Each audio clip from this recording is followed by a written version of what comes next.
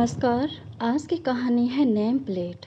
मामा, मैंने अंकित को टिकट और विजिटिंग वीज़ा मेल कर दिया है। आपको लेने एयरपोर्ट आ जाऊंगी। बस आप जल्दी से जल्दी मेरे पास आ जाओ।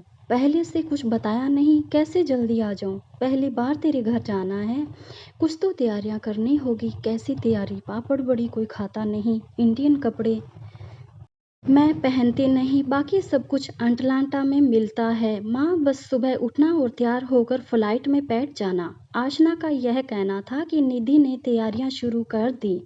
बच्चों का क्या, कुछ भी बोलेंगे, वो माँ है। वो तो बेटी के लिए उसकी पसंद की सारी चीज़ें लेकर जाएंगी। बेटे अंकित से उसकी पसंद की मिठाइयाँ मंगाई तो 1 साल पहले की सारी तैयारियां याद हो आई। कैसे घर को दुल्हन सा सजाया था। घर के हर दरवाजे पर आम के पल्लव का तोरण लगाया था। बहू के आने और बेटी को विदा करने के सफ़र में हर बार पति की कमी कितनी खली थी, पर खुद को संभालती हुई ऐसे तैयारी की कि उसकी ज़िंदगी में जो खुशी का मौका आया है उसे ऐसा न जाने देगी। फिर अचानक सब कुछ बदल गया।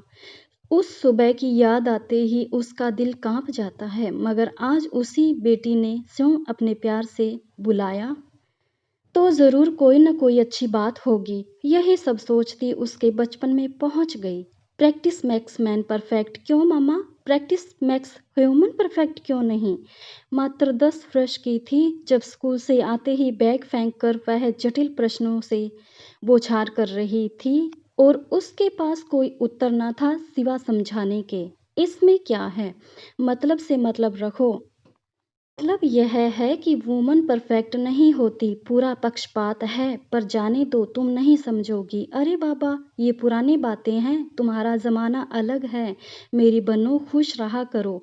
व्हाट बन्नो? मैं कभी बन्नो बन्नी नहीं बनूंगी मम्मा। ये सब अपनी बेटी को बना लो। अंकित, जो उससे 5 साल बड़ा था, चुपचाप माँ और बहन की बातें सुन रहा था और माँ के अरमानों पर पानी फिरता देख कह उठा, मैं बनूंगा बनना और बना बन्नी भी ला दूंगा मम्मा, मेरा बच्चा। बोलकर निधि ने उसे सीने से लगा लिया। वाकई कभी कभी अंकित के लिए फिक्रमंद हो जाती थी। वैसे तो दोनों बच्चों को उसने एक सा पालन पोषण दिया, मगर बेटी अपने अधिकार के प्रति खूब सजग थी और बेटा उतना ही शांत था। यह शायद नए जमाने की नई लहर ही थी।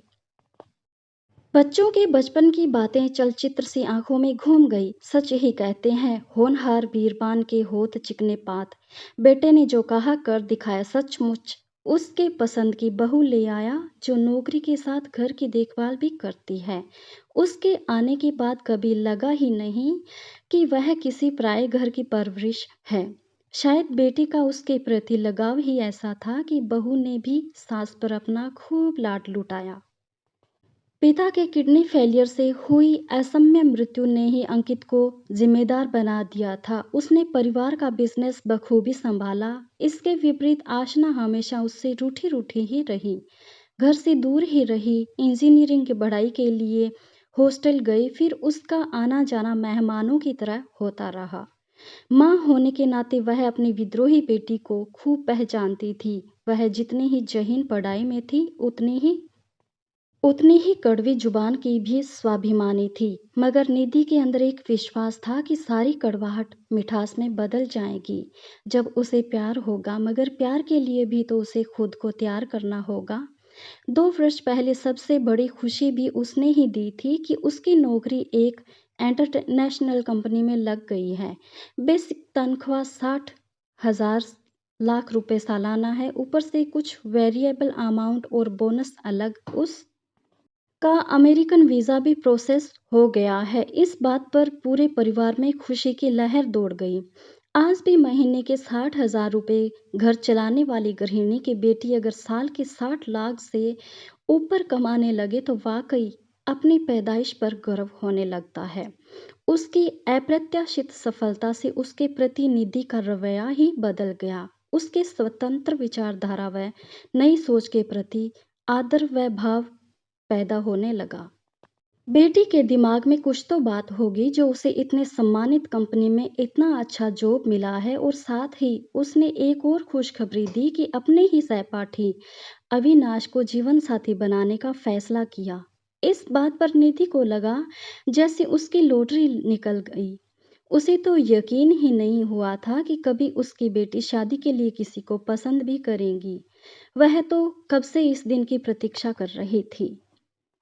खूब धूमधाम से शादी कराने की ठानी। गोवा में डेस्टिनेशन वेडिंग की तैयारी की। होटल बुक कर एडवांस दे दिया गया। रिश्तेदारों ने अपने हवाई टिकट बुक कर लिए। कपड़े बन गए। शादी को बस एक हफ्ता रह गया था। आशना ऑफिस से छुट्टी लेकर घर आ गई। रात दिन दोनों लव बर्ड्स की तरह फोन पर बातें करने लगे।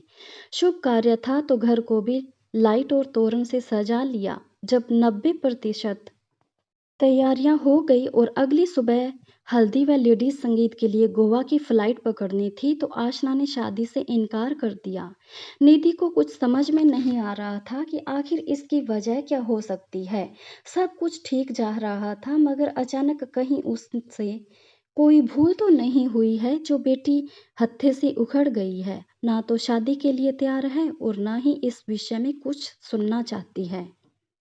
हिम्मत कर पूछ बैठी, मेरे बच्चे बताओ तो सही, आखिर ऐसी क्या बात हो गई जो ये। कुछ भी नहीं, तुम सोचो, कुछ हुआ ही नहीं। सुन बच्चे, अगर तुम्हारी ओर से लेन देन में कोई कमी रह गई तो बता, मैं उन लोगों से माफ़ी मांग लूँगी। तुम सचमुच बिना रीढ़ की हो माँ।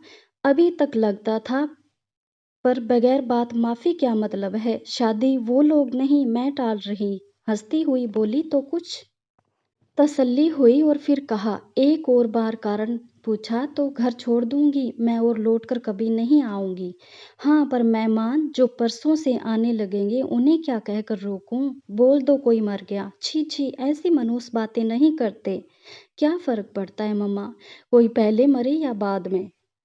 पापा सारी जिंदगी अपने घर वालों के पीछे मरते रहे। तुमने बगैर उफ किए सारे त्याग किए। पहले करियर का त्याग, फिर मायके का, दादी के लिए पोते की ख्वाहिश में अबॉर्शन कराकर शरीर का त्याग, फिर पापा के बिजनेस ट्रिप के बहाने खुद को शराब में डुबोने से किडनी खराब होने पर उनकी असम्य मृत्यु पर अपने श्रृंगार का त्याग। माफ करना, तुम्हें देखकर मुझे यही प्रेरणा मिली है कि मैं अपना जीवन त्याग के ना ही बिताऊं और यही मेरा अंतिम निर्णय है। निधि उसके इस रूप से परिचित तो थी ही, उसे तो यही आश्चर्य हो रहा था कि आखिर वह अविनाश से शादी के लिए मानी कैसे। जननी से ज्यादा अपनी जाई को और कौन समझता। इस विद्रोहिणी को अपने हाथों ही बड़ा किया था। यही सब सोचती कब सुबह हो गई पता न लगा। मालूम होता था रात आंखों में कट गई। फ्लाइट में सो लूंगी यह सोचकर बची खुची पैकिंग की और हर्ट्सफील्ड जैक्सन अटलांटा इंटरनेशनल एयरपोर्ट पर उतरी तो बेटी के हाथ प्रेम पर थे। एक बार को लगा कि शायद गलती से किसी बच्चे को प्रेम को पकड़ लिया है, मगर उसने बोला, तेरे बेटे से फास्ट हूँ मैं। शादी उसने पहले ही की, पर तुझे नानी मैंने पहले बनाया। कैसा लगा मेरा सरप्राइज मामा। निधि निशब्द थी। कुछ सूझ न रहा था तो आंखें बहने लगी। आई हेट टीयर्स कहकर हंस पड़ी। उफ, सचमुच अपने बाप पर गई है। उसे जो करना है वही करेगी, दूसरे क्या सोचते हैं इससे उसे कोई फर्क नहीं पड़ता। तुमने शादी कब की कुछ बताया नहीं। नहीं की, बाकी बातें घर पर करेंगे मॉम। उसने कार में ना केवल उसका सामान लोड किया बल्कि बच्चे को कार सीटर के बेल्ट में बिठाकर उसका हाथ पकड़कर कार के अंदर बैठाया। एक नई मां का ऐसा एक्टिव रूप निधि के लिए दुनिया का 8वां अजूबा था। घर पहुंचकर उसने बगैर किसी मदद के खुद ही बच्चे को और उसके सामान को निकाला और निधि मूक दर्शक सी अपलक उसे निहारती रह गई। मन की बात मन में दबाए बेटी के घर में प्रवेश किया तो एकदम करीने से सुसज्जित घर में एक हाउस हेल्पर के अलावा और कोई न था। आखिरकार हिम्मत कर पूछ बैठी, इसका पिता कौन है, कहाँ है। माँ, इसका पिता वही शख्स है जिससे मैंने प्यार किया था, मगर उसे अपने ऊपर अधिकार नहीं दिया, वरना मुझसे कम तनख्वाह पाने वाला, मुझसे कम आईक्यू वाला अपने करियर में मुझसे आगे निकल कर अपने दोस्तों में शान से मेरे बच्चे का बाप कहलाने का गौरव पाता। बेटू, सिर्फ इतनी सी बात के लिए तुमने शादी नहीं की। चिल मम्मा, इतनी सी बात नहीं है। शरीर के कुछ हिस्सों के अलावा मुझ में उसमें क्या अंतर है बोलो। सिर्फ इतने के लिए कि मैं उसे छाती पर नहीं बिठा सकती थी। फिर उसका ही बच्चा क्यों, इस बार निधि ने तीर निशाने पर लगाया। मैंने उससे प्यार किया था। एक इस बात से निधि को तसल्ली हुई कि बेटी चाहे जितने भी विरोधी नारे लगा ले, मगर उसने मन को मलिन नहीं किया था। उसका कहना किसी हद तक सही था। कई पीढ़ियों से महिलाएं अकेली अपने दम पर घर गृहस्थी खींचती हुई अपनी मेहनत पर दूसरे का यशगान करती नहीं थकती है। अपने खून पसीने से सजाए आशियाने पर पति के नाम की नेम प्लेट खुशी खुशी बर्दाश्त करती है, तो स्वेच्छा से अपनी ही नेम प्लेट के साथ जीना कोई गलत तो नहीं। उसकी बेटी के घर, बैंक बैलेंस और यहाँ तक कि बच्चे पर सिर्फ और सिर्फ उसका ही नेम प्लेट थी।